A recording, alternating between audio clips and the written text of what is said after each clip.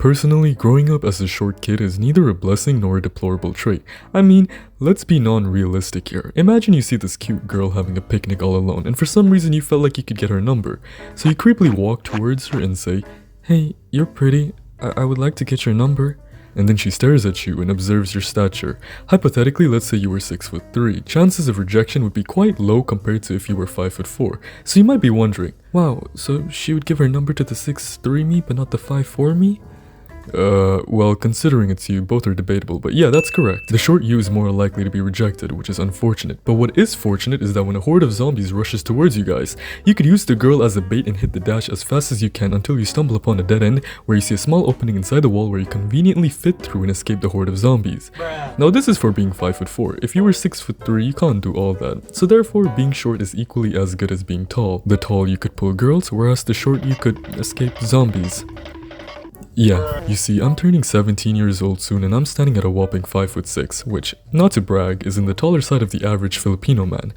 But to the Western world, well, you could say, oh shit. Thankfully, I no longer loathe about being short. There is no point in crying about something that is out of my control, so I focused on other stuff such as working out, picking up new hobbies. I lied, it's actually thanks to my short friend who outgrew me by 3 centimeters. Ever since that day, my ego was completely shattered and I've come to terms with my awfully short length. Now he keeps boasting about being 4 centimeters taller than me.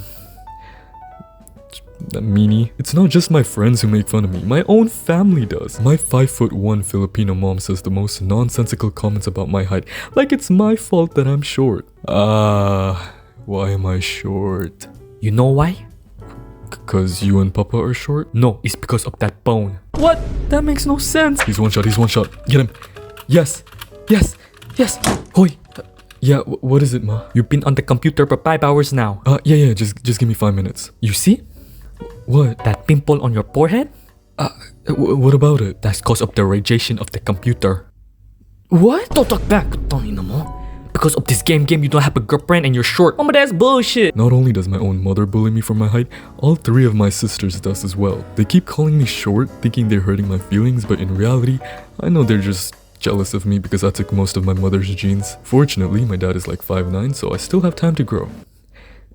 I hope. Anyways, being short is so enticing to people for some reason. Every time I meet up with anyone who knows about my popular YouTube channel, they always expect me to be 6'2", bodybuilder who's very menacing but cute and funny at the same time. That's very close, you just got my height wrong, which is always a surprise to people. Oh wow, you're short.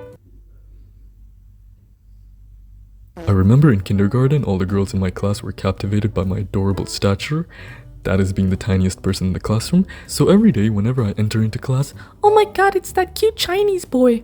And then the entire female gender runs towards me and squeezes my cheeks with such pressure that I still have PTSD to this day. Obviously they all were into me, but at that time I thought I was just being bullied.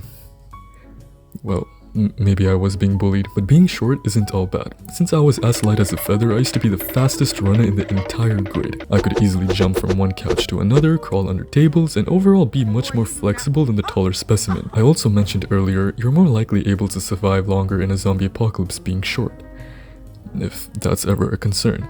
And according to researchers, short people are at a lower risk for developing blood clots and even cancer compared to taller individuals, which is great and all in itself, but then I stumbled upon the concept of getting girls. You see, a lot of guys think girls like men who are tall.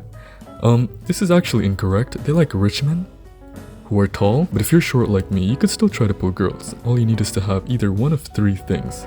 Be rich, be funny and rich, or be popular. Which also means being rich. If you're short and have neither of these 3 qualities, just make a video clowning about your height hoping girls would at least find you valiant and brave enough. Which doesn't matter because you're just hiding your fragile masculinity behind the screen, but it'll at least portray big dick energy. In my school, whenever we line up for an assembly or whatever, the short kids stand at the front, tall ones at the back. Which I'm sure is the same for every other school as it makes sense. But at one point, everyone treats it like a competition. After a long period of school break, everyone comes back with their chin up higher than ever, comparing heights to one another like they worked hard to grow 5 inches. Yo, bro, I'm taller than you now. What? No, you're not. Yes, I am. Zaid, who's taller?